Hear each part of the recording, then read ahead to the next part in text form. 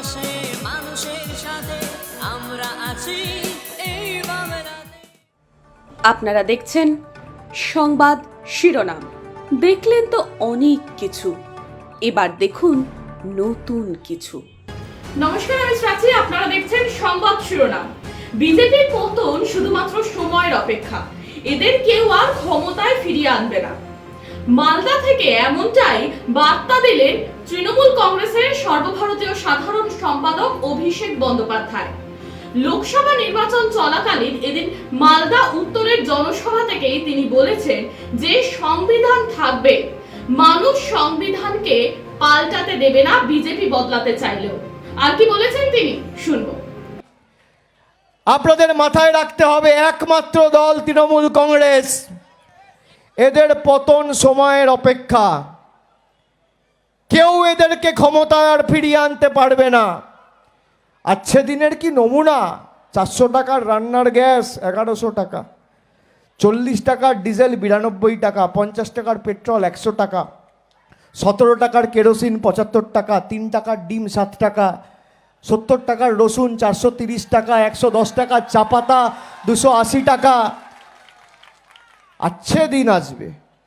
বাবা, কবার দেখেছেন কংগ্রেসের নেতা সিপিএমের নেতাকে দিল্লিতে গিয়ে দরবার করে বিজেপির নেতাদের কাছে গিয়ে বলতে যে মানুষের টাকা আটকে রেখেছো, ছাড়ো? এই যে ঠিক কথা বলেছে।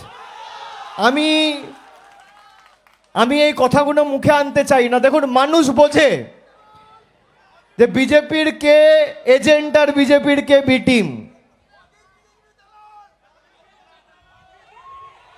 যে ভাষায় বিজেপি কথা বলছে, প্রদেশ কংগ্রেসের নেতারাও সেই ভাষায় কথা বলছে।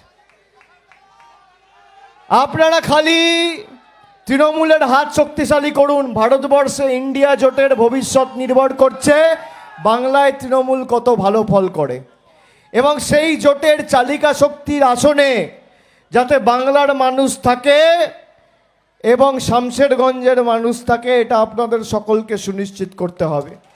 যারা মানুষের সাথে প্রতারণা করেছে তাদের উচিত শিক্ষা দিতে হবে। অনেক হয়েছে ভিক্ষা, এবার দিতে হবে শিক্ষা। শামশেরগঞ্জের বহিরাগত বিরোধী বিজেপির অন্যায় ভেসে যাবে শামশেরগঞ্জের প্রতিরোধের বন্যায়।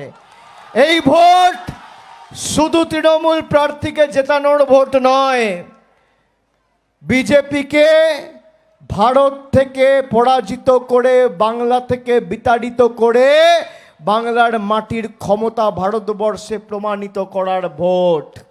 এই ভোট প্রতিবাদের ভোট, প্রতিশোধের ভোট, প্রতিরোধের ভোট। মুর্শিদাবাদের মানুষের কি ক্ষমতা, এই মাটির কি ক্ষমতা, বাংলার মানুষের কি ক্ষমতা, সেটা প্রমাণ করার ভোট। চলবে না অন্যায়, টিকবে না ফন্দি, জনগণের আদালতে হতে হবে বন্দী। এতদিন ধরে বাংলার মানুষকে 3 মাস ধরে সন্দেশখালি সন্দেশখালি সন্দেশখালি, কালকে হয়ে গেল তো সন্দেশখালি, তো খেলা শেষ করে দিয়েছে। কথায় কথায় ইডি সিবিআই। ভারতবর্ষের সংবিধান থাকবে, বিজেপি থাকবে না। যারা ইডি সিবিআইয়ের কথায় চমকাচ্ছ বাংলার মানুষকে, ঘাড় ধরে আগামী দিনে এই ইডি সিবিআই জেলে ঢোকাবে। সময়ের অপেক্ষা। সংবিধানটা থাকবে। তোমরা সংবিধান বদলাতে চাও, মানুষ সংবিধান বদলাতে দেবে না।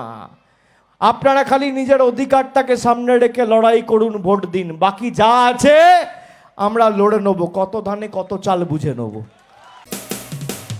মানুষের পাশে মানুষের সাথে আমরা আছি এই বাংলাতে। আপনারা দেখছেন সংবাদ শিরোনাম। দেখলেন তো অনেক কিছু, এবার দেখুন নতুন কিছু।